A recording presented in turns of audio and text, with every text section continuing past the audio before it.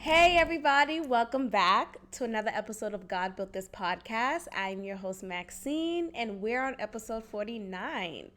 All right, so recently I joined a youth, not youth anymore. I'm 28, but it's a young adult ministry, a church ministry at this church that I go to here, and and it's called like a life group. That's what it's called. Not a ministry group, it's a life group. So pretty much the point for that name is to do life with each other. Like we're doing life together, so you won't feel alone. So you'll get that fellowship, that community that is essential, and I agree with that. So I just recently joined the group me chat, and I don't know. I don't know. I don't know if I want to do it anymore, honestly. I've taken you guys on this journey of mine of this spiritual journey, this awakening, this enlightenment that I'm on. And my perception on church, on religion, on the Bible have drastically changed. And I don't feel in that same mindset anymore as I did when I used to be a part of church ministry, when I used to be the young adult coordinator from at my church, at my home church back in Boston. And right now at this space, I don't want to look at the group chat and see another TD Jakes video shared. Okay, I don't want to see another YouTube video of whatever pastor of the week that we're going to focus on. I'm just tired. And I don't know what's going on with me. I'm appreciating this journey that I'm on. But it's very different. Like I feel totally different. My mindset has changed as far as religion, as far as what I've been raised to believe. And I feel differently about it all. I still believe in God, and I'm still trying to grasp it all. But I also am accepting and relearning that what has been taught as evil, as demonic, and I don't even like that word, demonic. I think it's so dismissive. What has been taught and been said as demonic, I don't agree with anymore. And I realize that it is obviously contradictory to a Christ follower. You know, it's contradictory to want to understand and accept native religions, whether it's voodoo, whether it's whatever your indigenous practice was for your respective ethnicity and heritage and cultural background.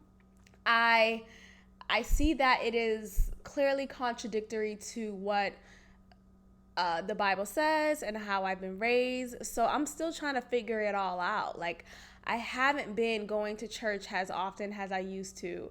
You know, I'll go here and there. And even when I would go, there was this one service that I went to. Oh my God, I just pressed my tooth really hard against each other. Anyways, there was this one service that I went to. And this pastor, he was talking about how, I don't know how he got into it, but he was saying how, the devil is seeping his way into our lives, and you'll see it in the media. You'll even see it in the media. You see how, and it was during the time when abortion was being taken away as a woman's right, a woman's right to choose what to do with her body. And y'all know I agree the fuck out of that. Like, let me do what the fuck I want to do with my body. But he was saying how that is the devil's work of allowing people to think that they could abort, think that abortion is an option, right? So obviously in the church, right, it's not no one's gonna agree that you should get an abortion. Like, whoa, no one's like, of course I'm not going to hear that at the pulpit. Of course I'm not going to receive confirmation about, like, it's just obviously contradictory to what the word says, right? I'm gonna start saying right because I'm noticing I'm saying it a lot right now. But right. But he was saying in his sermon that the curse of Molech, who I had to look up because I'm like, nigga, what?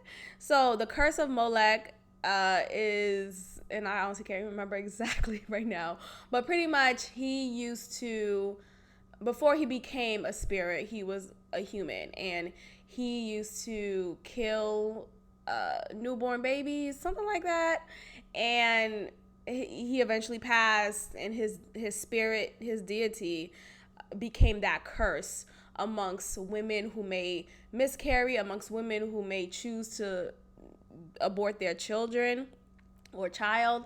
And so he's saying the curse of Molech is now, is coming upon many women today. And abortion, you should want to, like, he was obviously against abortion, and I get that, has the pastor, has the preacher, and I wouldn't expect him to feel any other way.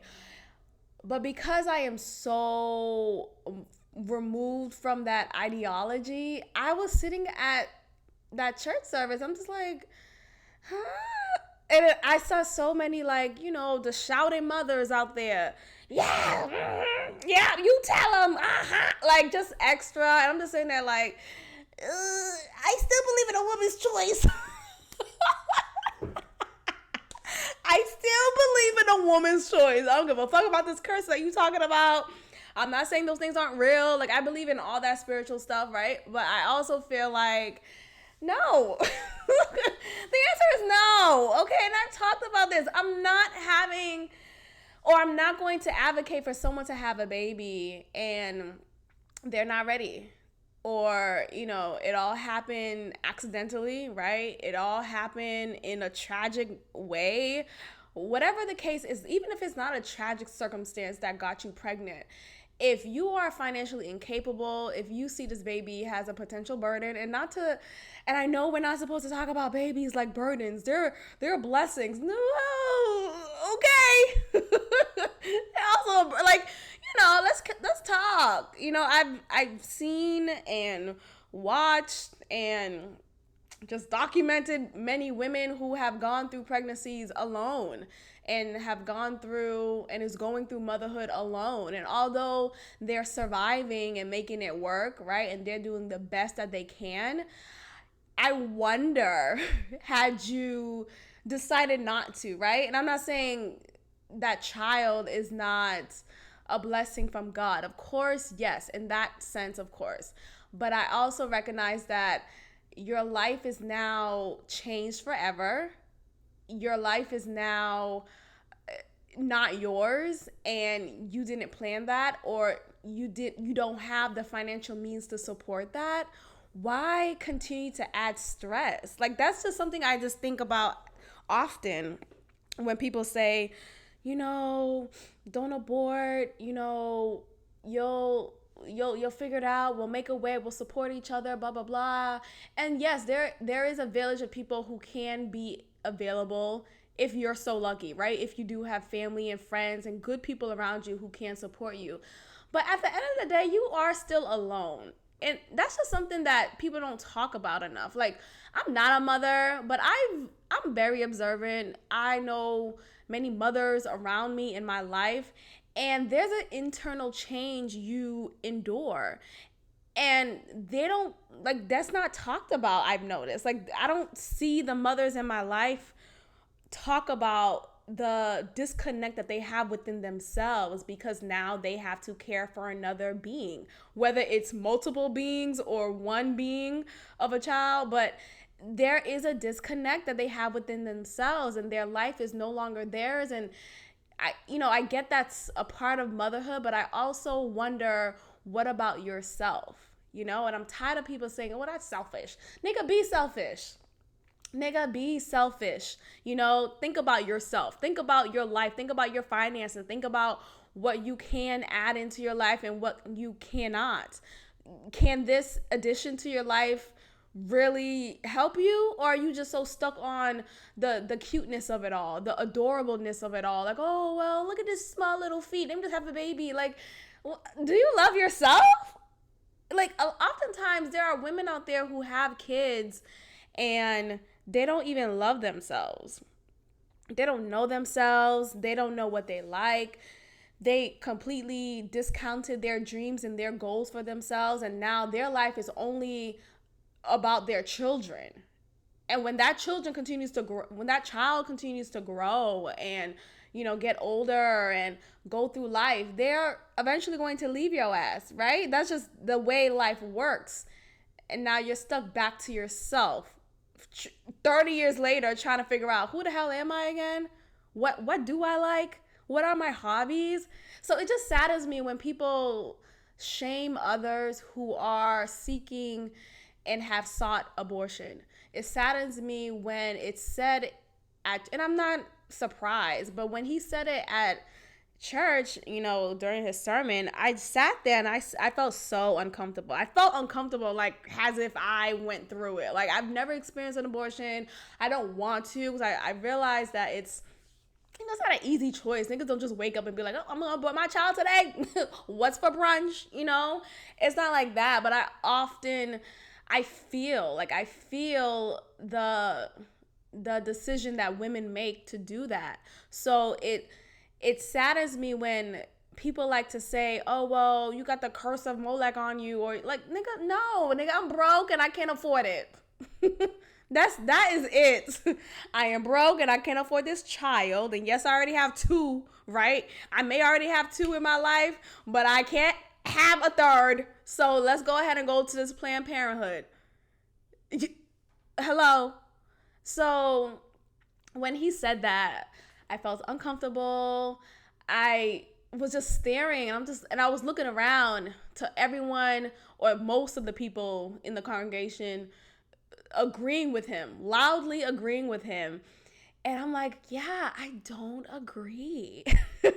And there isn't a space for Christians. I don't even know if I could call myself a Christian anymore. It's weird. Like, I don't know how to describe my faith right now and my journey in my faith, but I know where I'm at right now, and I'm not where I once was.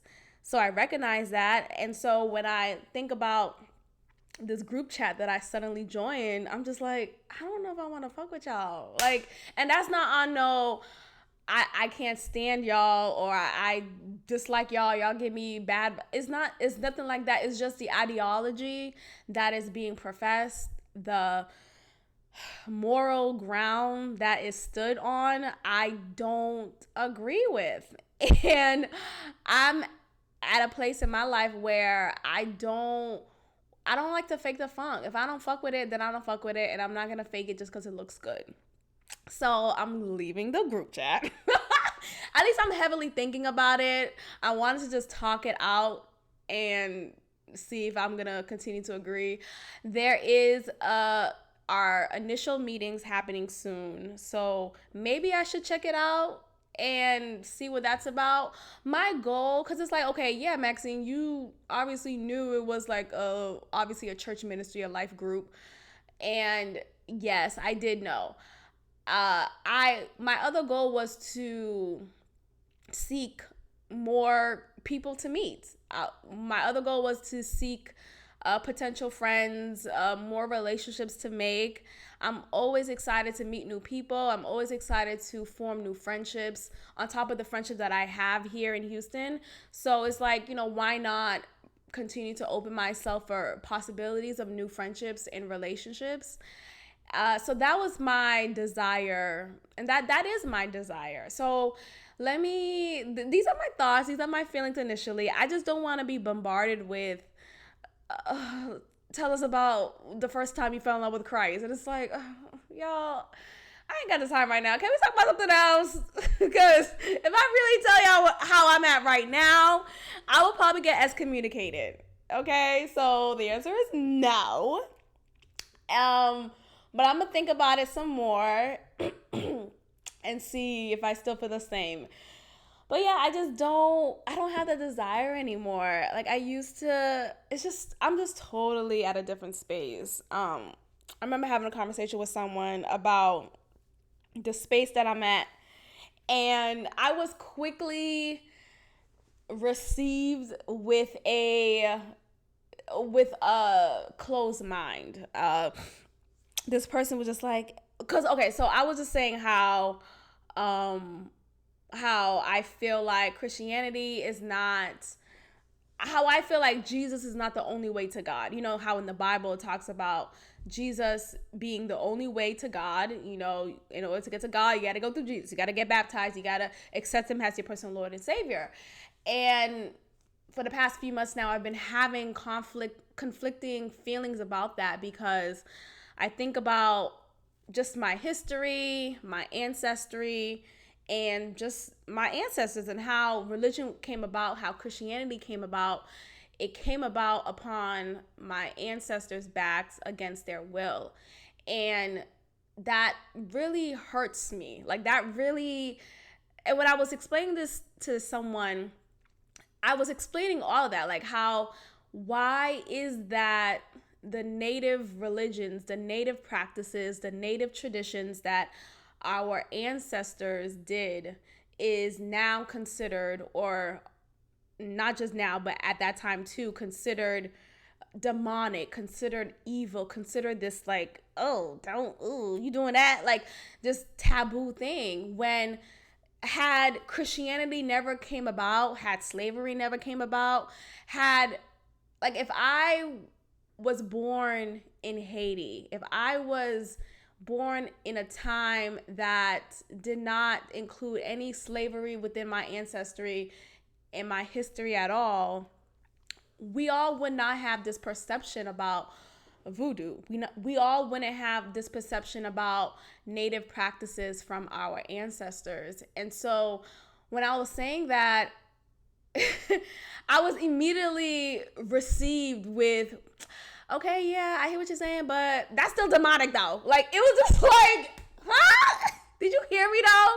Did you hear what I said? Like, this is, I think it's just such a cheap way to dismiss someone when you say that word. That's why I hate demonic. That's why I hate that word demonic, because it's so dismissive. Like, you did not hear what I said. You did not receive what I said. You didn't pester. And my point in having that conversation was to just, it just kind of naturally happened.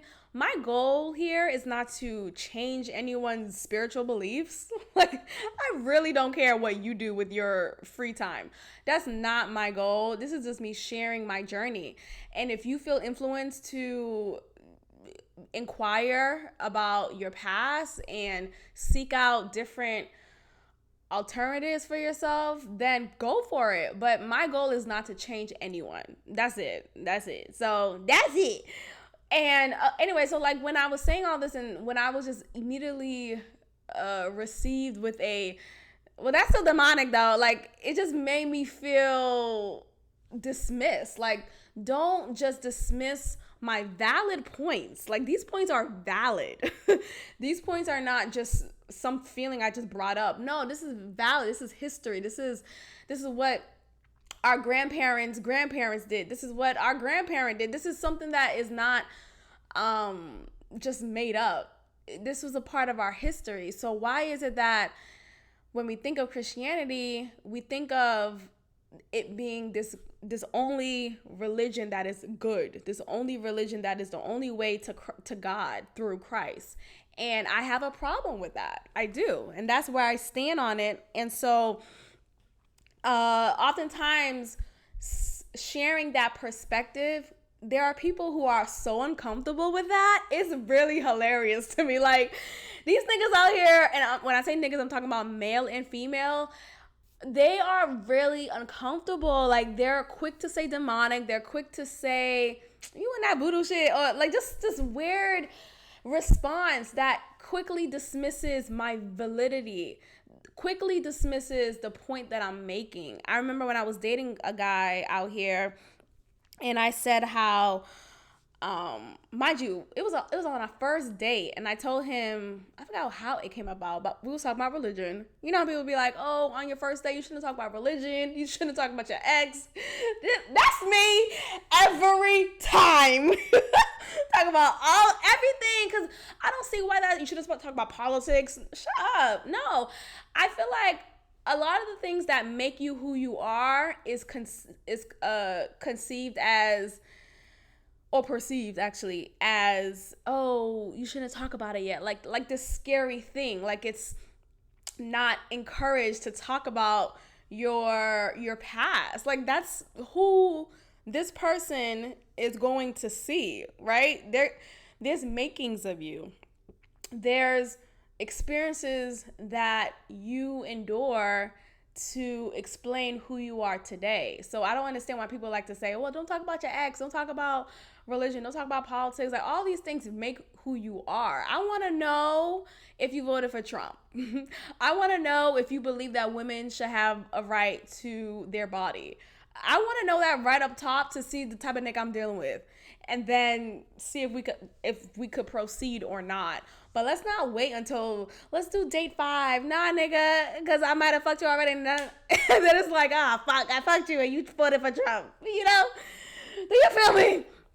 Anyways, on our first date, I said to him how, I don't know how it came about, but I said to him how my spiritual journey has definitely shifted from how I was raised, and now I'm more interested in understanding my ancestors' religion and like voodoo and all that. And he's like, oh, damn, Maxie, you do voodoo? Like, it was just, nigga, can you listen?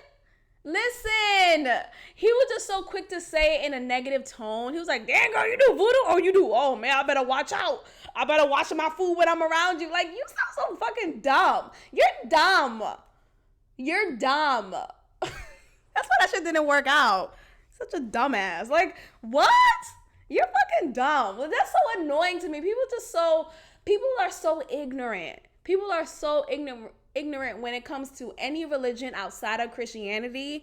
The ignorance is really astounding. Like, wow, y'all niggas dumb. Male and female, y'all niggas dumb. I was talking to like my colleagues, and I was saying how because she asked me, do I have any pills, because she has a headache and she wants some pills to relieve her headache. And I'm like, oh no, I don't use pills. I don't use pills. I use oils. And she was like, oh man, I'm not trying to do that Hebrew shit, Maxine. No, not trying to do that. What? What's wrong with you? You don't want to use stuff from the earth? Like, the ignorance is beyond me. People assume that when you say the word voodoo, when you say the word oils, or just anything that's earthbound, it's demonic or it's just scary thing. And it's so sad because we were suppressed from accepting our own native religions, accepting our own native practices, that anything that is not of that native sort is okay. Like, why is it that we like to take man-made pills, man-made remedies to relieve ourselves instead of doing what the earth provides? Like, y'all niggas eat potatoes, right? That's from the earth. Are you demonic now? Like, dude, you're fucking dumb. You're fucking dumb. You like French fries? You know that's from the earth? Ooh, are you with that Hebrew Israelite shit? Like, yeah. It really just cracks me up. And it also makes me aware that, oh, okay, ignorance is really astounding. Ignorance is really astounding, and it's really astounding amongst many Black people. And that's the sad part. And that's obvious, right? Because we're the ones whose identity was stripped from us. We're the ones whose identity was seen as evil. So we had to adapt and accept this person as our Lord and Savior. And it's like, wow, do y'all not see that? Like, we were forced to accept this new religion and be told our native practices was evil. Like, doesn't that bother you? That bothers the shit out of me. It bothers me. And when people like to respond and say, well, that girl, that's demonic, and be so dismissive about that, it saddens me to my core, because think about your ancestors. Think about your grandmother. Think about your uncle. Think about your great uncle, whomever in your life who was rich in that practice. Are you calling them evil? Like, you're talking bad about your family. You're talking bad about your ancestry. You're talking bad about your genealogy, because of what this white man's religion. I know I'm sounding like a Hotep nigga, but I swear I'm not a Hotep nigga. But it just is really those words that I'm using to make people recognize that this is something, this religion was put upon Black Americans. This religion was put upon Black people in general, whether you're Black in America as a Black American or Black as a Caribbean. It was this religion of Christianity was put upon you, forced upon you, and now generations later, you're now accepted it. You now accepted it as this sole religion, as if your native religion was just nothing of value, and that just breaks my heart. It really does. So I am now more aware of, and I remember speaking to someone, and I was saying how, yeah, that's an interest. Like, don't you wonder about your grandmother, your great grandmother, and all that? Like, I was asking questions about that, and she was just like, no.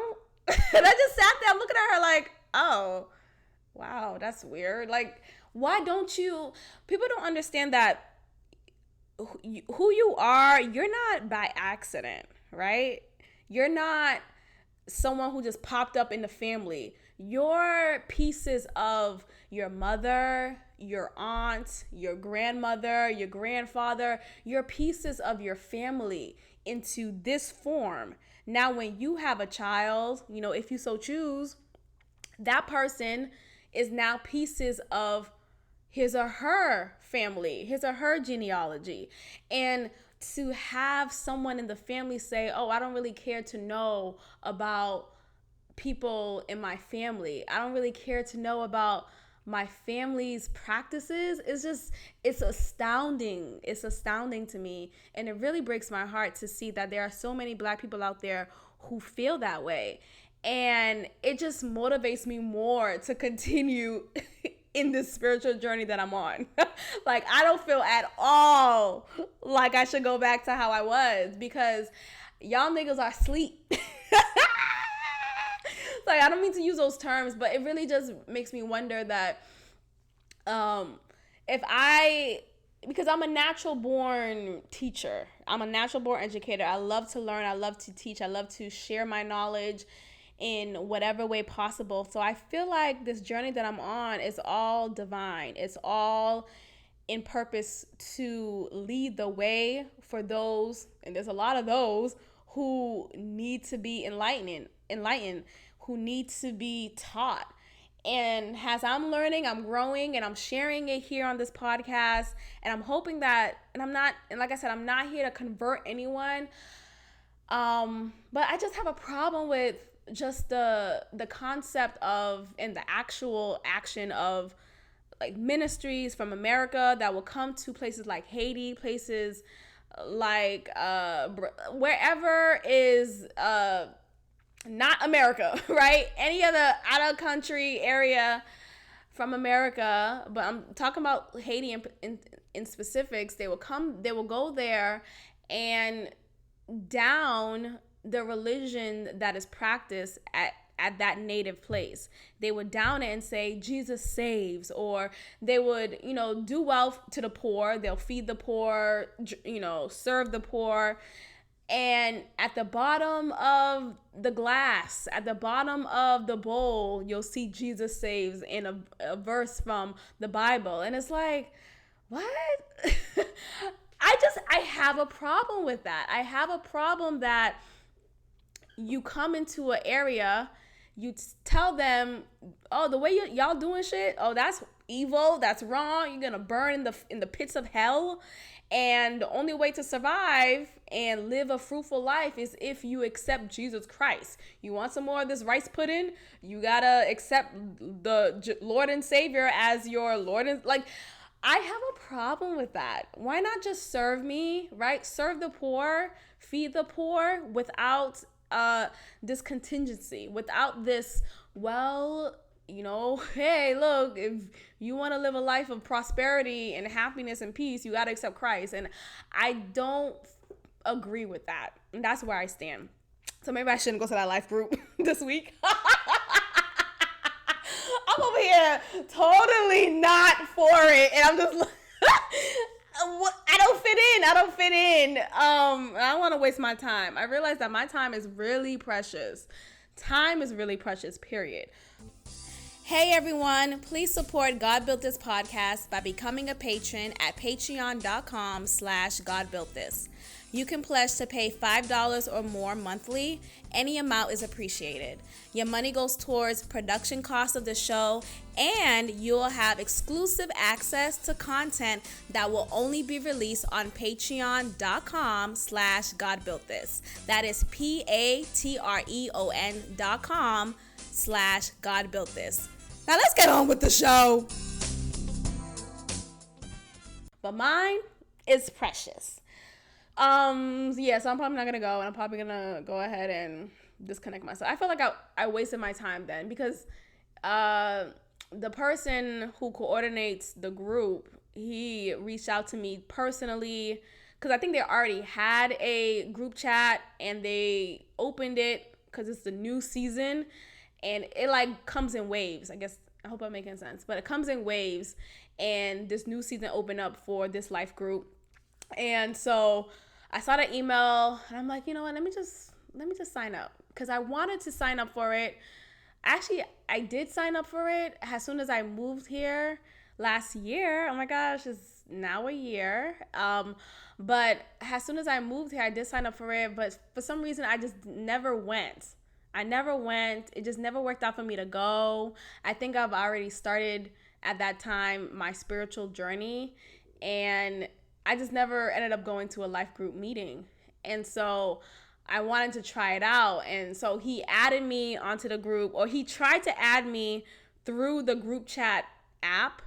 And there was some error. I don't know what's going on with GroupMe, but there's some error to add me through the app. So instead, he texted me and told me about that error. And I told him, hey, just send me the copy link.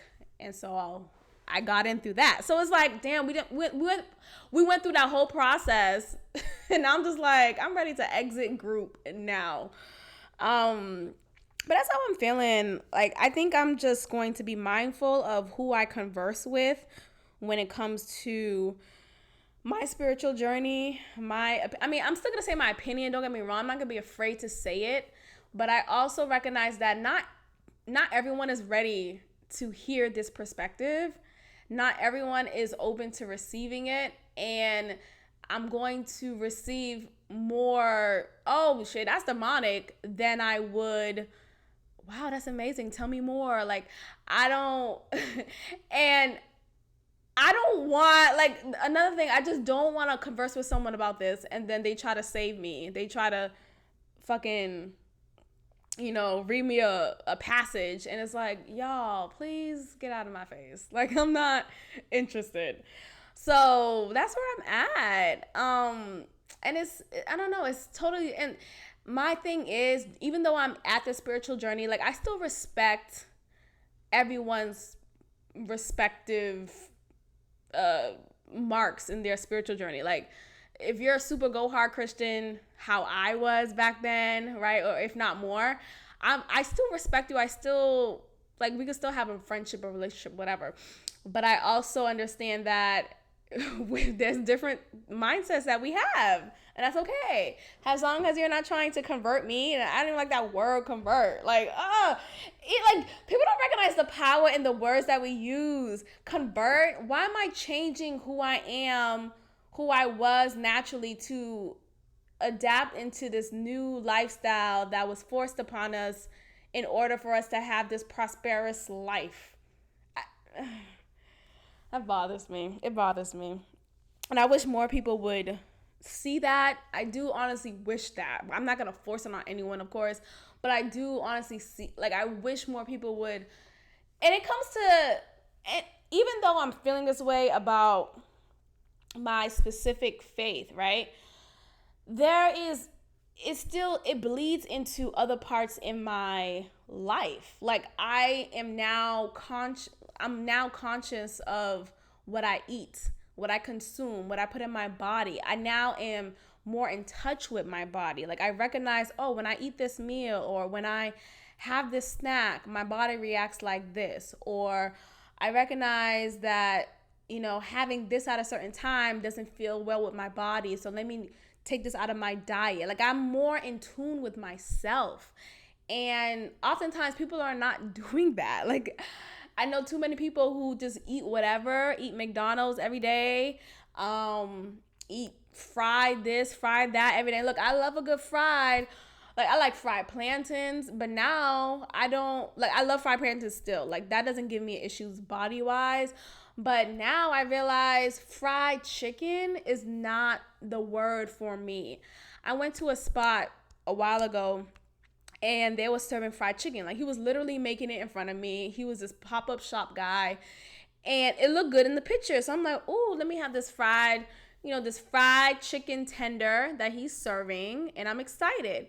As soon as I had the first bite, I'm like, yeah, this is not gonna work. I just felt like maybe he didn't cook it right, and it was cooked fully. Like, there was no pinkness in it, but it was just, something was just off. Like, it just didn't fit with my body. But I'm like, well, nigga, I paid for it. Let me just fucking eat as much as I can.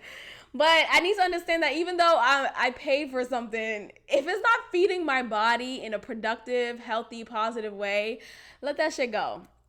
So I should have, but I realized and I knew I was right.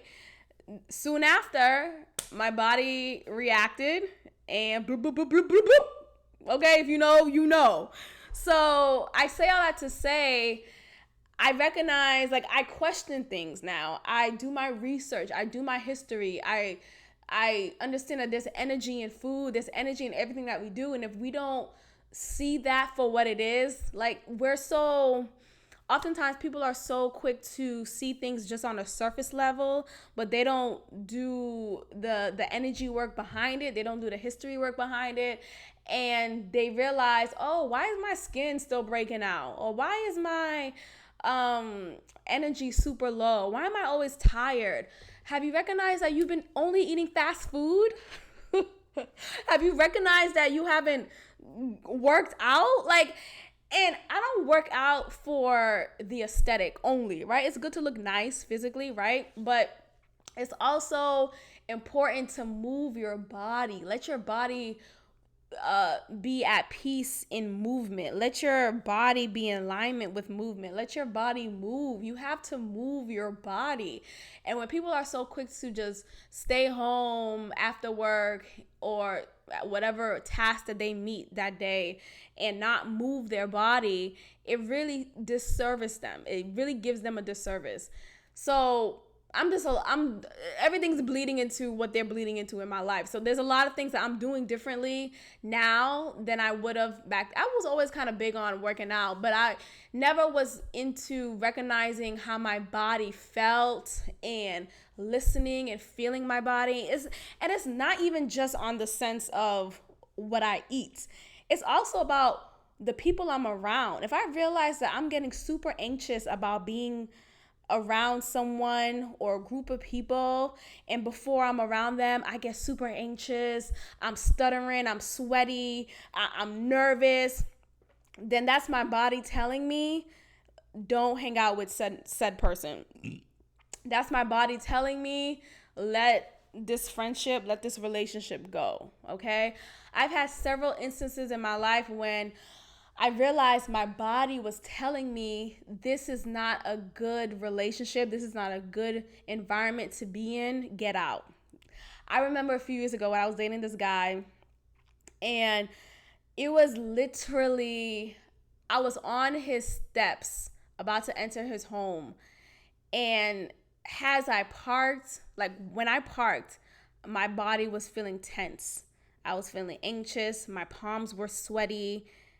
And it's not like, oh, he hits me or it wasn't even anything on that store. It was just something wasn't right. Like, I felt something wasn't right. Our energy wasn't right together. Yet I was pushing past the real life signs my body was giving me and just going with well, he's great on paper, right? He's a homeowner. He has a good job. Really respectful, or so it seems. He's charismatic, people love him. Why am I not understanding that? Why am I not happy when I see him? And I wasn't happy when I did not enjoy his presence, but I put up with it because of how he looked good on paper. Isn't that crazy? So I say that because my body was reacting. My body was telling me in that moment, as soon as I parked my car, when I was walking inside his home, when I was walking up the steps, I was getting more tense. My mind was shuffled. I was feeling more stressed. My anxiety was kicking in harder. It was just all of these signs that my body was telling me. Your body works with you. It tells you.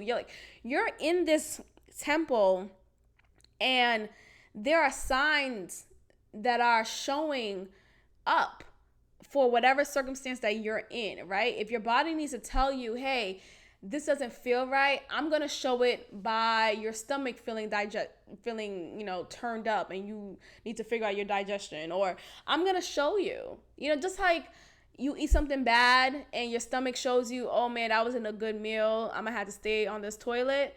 That's the same reaction you could get when you're in the presence of someone who does not serve your spirit, does not serve your energy.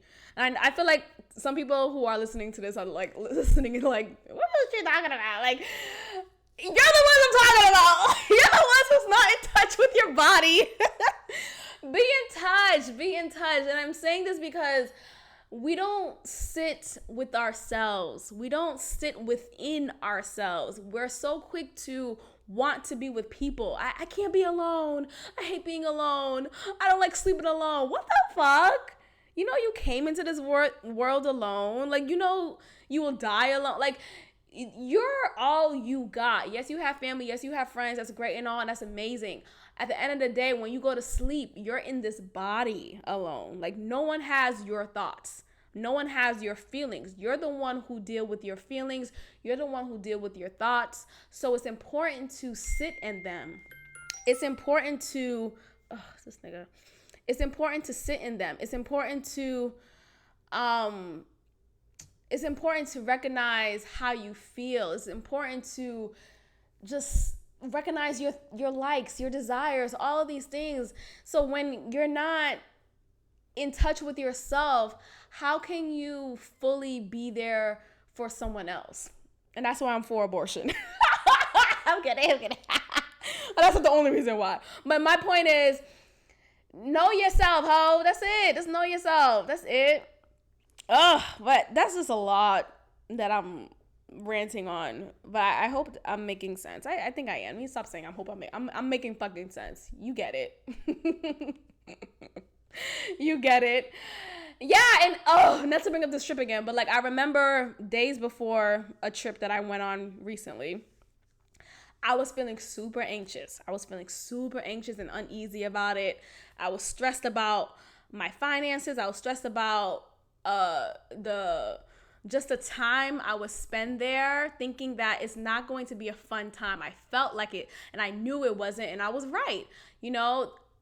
Days prior and weeks prior to that trip, I was feeling that way. There was different moments that happened within the group chat, within the group text, that confirm, yeah, this is not a good vibe.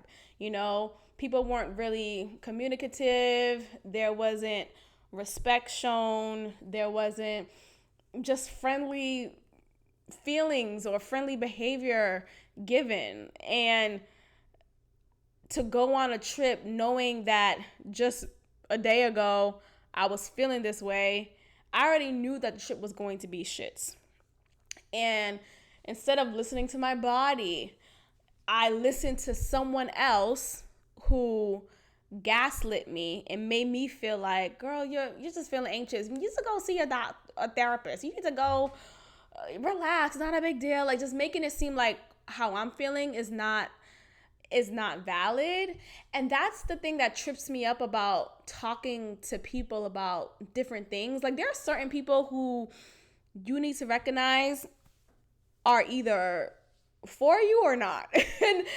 And I say that to say some people are so quick to not hear your point of view.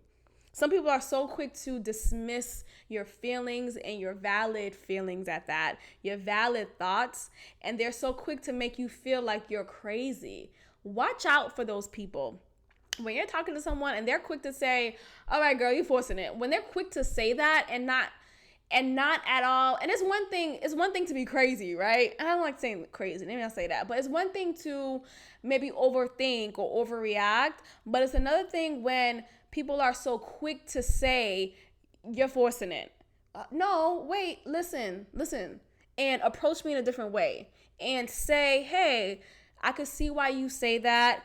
How about looking at it in this way, right? But when someone is so quick to say, okay, girl, this is all in your head, you're making it up, and then you're then feeling crazy because it's like, oh, maybe I am making it up. Maybe it is all in my head. But nope, it wasn't. So I say that because you need to trust yourself. And this brings me back to sit within your thoughts, sit within your feelings, write things down, recognize, why am I feeling this way? What's the proof behind it?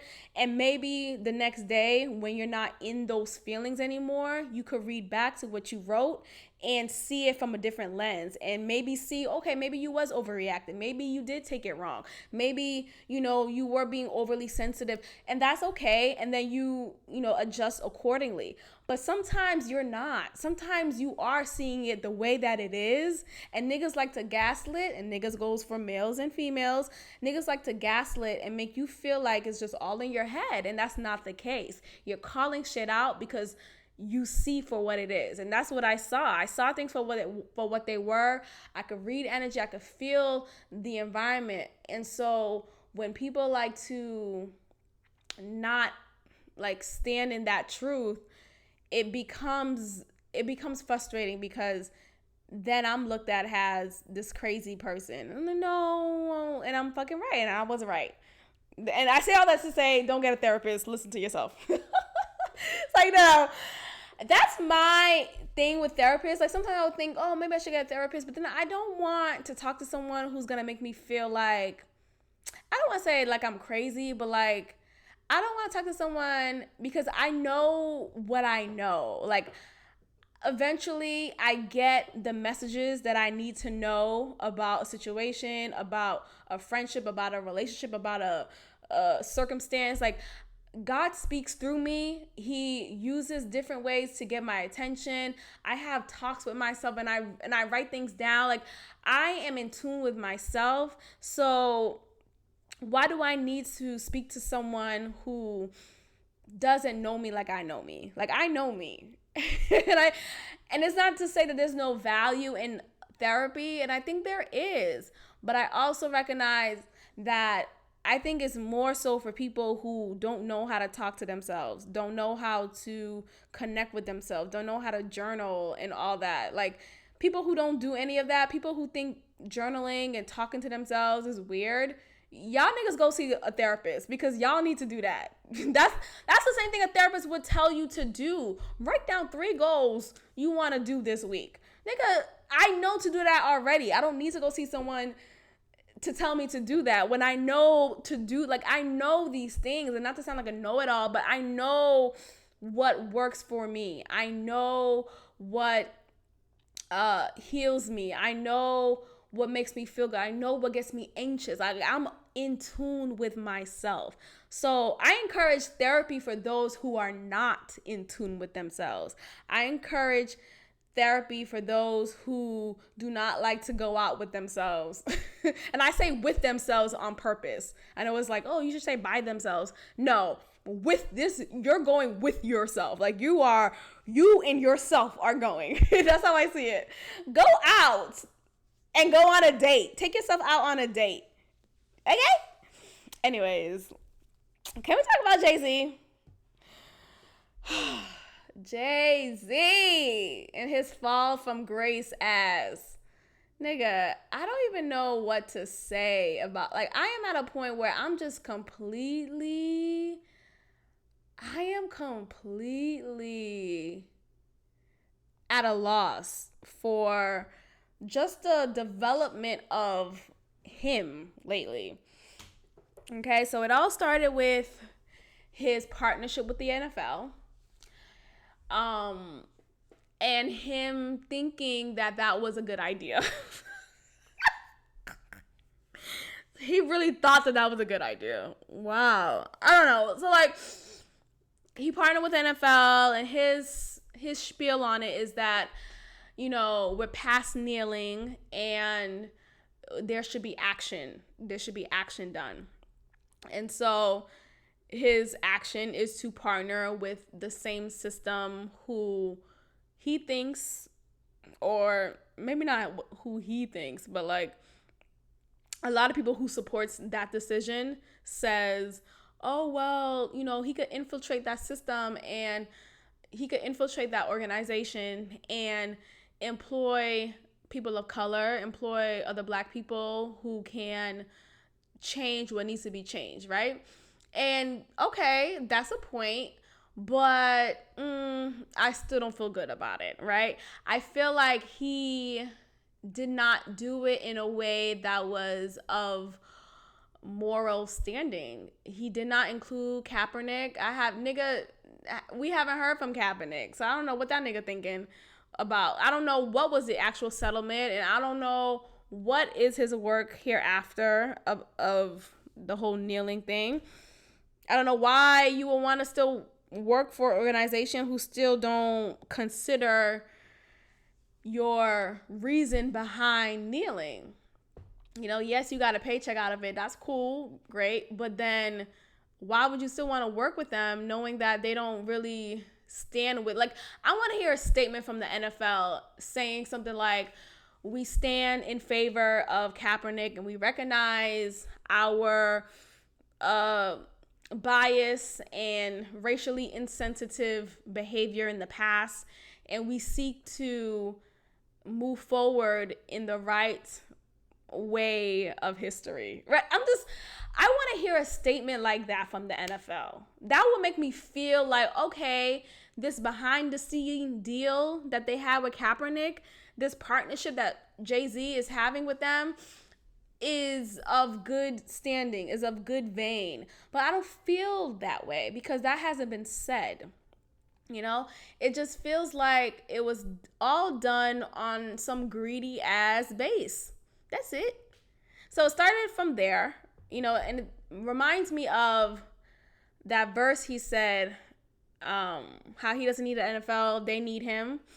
Okay, so it just makes me uncomfortable because I think about how this is a white organization, a racist organization, and they're using Jay-Z as a pawn to make it seem like they're down for the cause.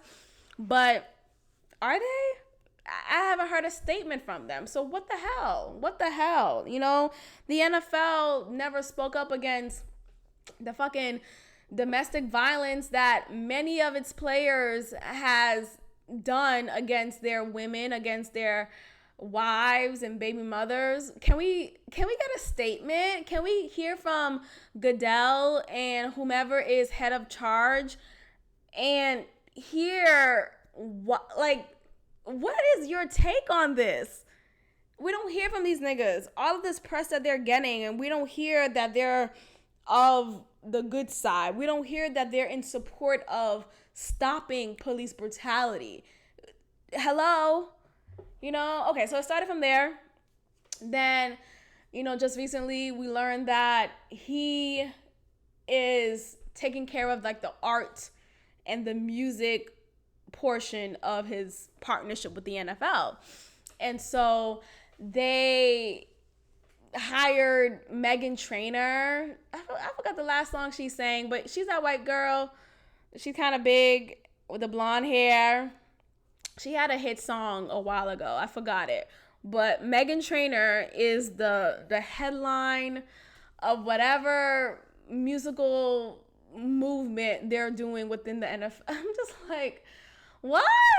And there's this gear that he has now with NFL, some Rockaware type of, it just didn't make any sense to me. Okay, so you're imparting change in this partnership with NFL by hiring Meghan Trainor as the forefront musical act, by creating merchandise so people could buy.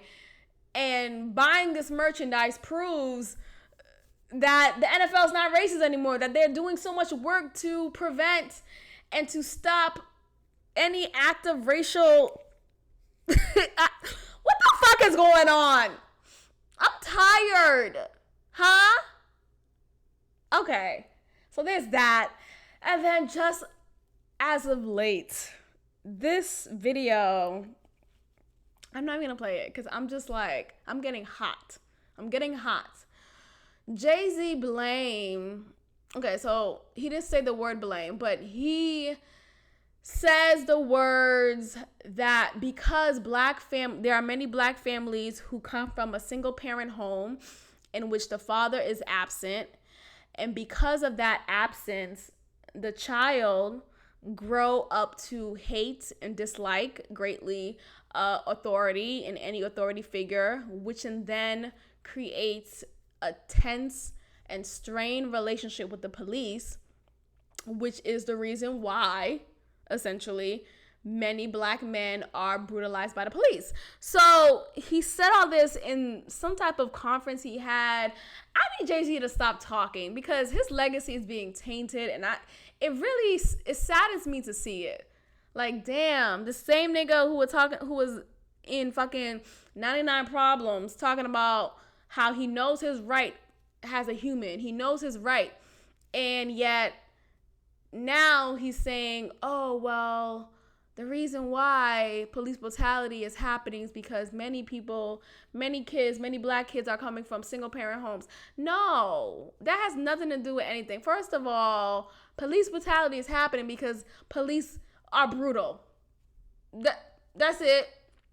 Police don't know how to properly react. Police uses extensive and aggressive force against civilians, and they do it in a complete bias against a certain group of people, and that group of people is black people. That's why there's police brutality, not because niggas come from a single parent home, huh? So what's your take when people come from a dual parent home? What's your take on that? And they get pulled over and get brutalized by the police. What's the logic there, Jay-Z, Sean Carter?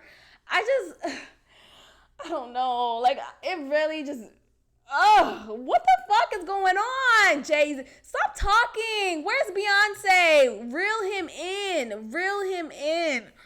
And then there was an argument. People were saying how, well, oftentimes, if you're in a marriage, it's one. That's how it should be, essentially, right? You get into a union and now it's a collective. Now you are in a one thing. And there's this debate happening that Beyonce may feel the same way, or Beyonce may, support him in this. And I don't know. I hope not, of course. I fucking have Beyonce as my screensaver. Okay? So I hope she doesn't feel this way. I hope I don't know. But I just want Jay-Z to stop talking. He has a poor way of communicating. He does not articulate himself well. He does not. He's better at rapping than he is doing a fucking speech or answering a question. Like, it's not even about the stuttering that he does. It's about the lack of clarity that he shows in his speech, in his talk. Like, well, nigga, what are you saying? Like, no. And I'm so tired of y'all niggas standing by everything he says. Jay-Z is like a god, and I see that. He's a god in the musical realm, right? He's considered the best rapper alive, and I get that. It doesn't take away his musical genius. It doesn't take away his hits. It doesn't take away the impact of his music. That stays and that remains. But his lack of clarity and his disconnect from what is happening in the world, for him to blame single parent homes has the reason why there is police brutality, already confirms this NFL partnership he has to be shitty. It confirms that this is not to our favor. It confirms that he is securing the bag for his family and his family alone. And I'm sick of it. I'm sick of people just so blinded by Jay-Z. And I can't wait to hear different podcasts defend the shit out of him still, aside from this comment, or aside from just the facts that he said what he said. Let's speak against what he said about single parent homes. Let's speak against that. We could speak against Jay-Z. Like, you'll be okay. I don't know. It's just I want people to stop seeing him as this person who doesn't fuck up. You fucked up when you said that. I want you to retract that. I want you to apologize for it. I want you to clarify what you meant. Maybe there's, I don't know, but people are so quick to say, you gotta listen to the context. Okay, that's a 30-second clip. No, there was several clips. And there's transcript of his words. So I don't know what type of context you need, but that's context, nigga. That's CON text. Okay? So yeah, Jay-Z has fallen from grace, and you hate to see it. I hate to see it. I definitely hate to see it. I'm just at a loss. I'm speechless. Okay?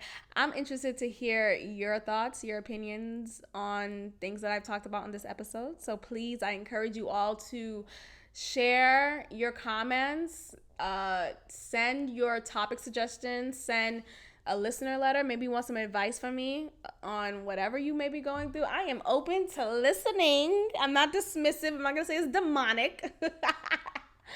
But I may say you're not in tune with your body and start to get to know yourself. That could be a first step. Anyways, I'm going to wrap it up here. Thank you guys for listening, and I'm out. Thank you so much for tuning in to another episode of God Built This Podcast with your host, Maxine. Be sure to follow and subscribe on Apple Podcasts and SoundCloud, and also leave a comment. God bless.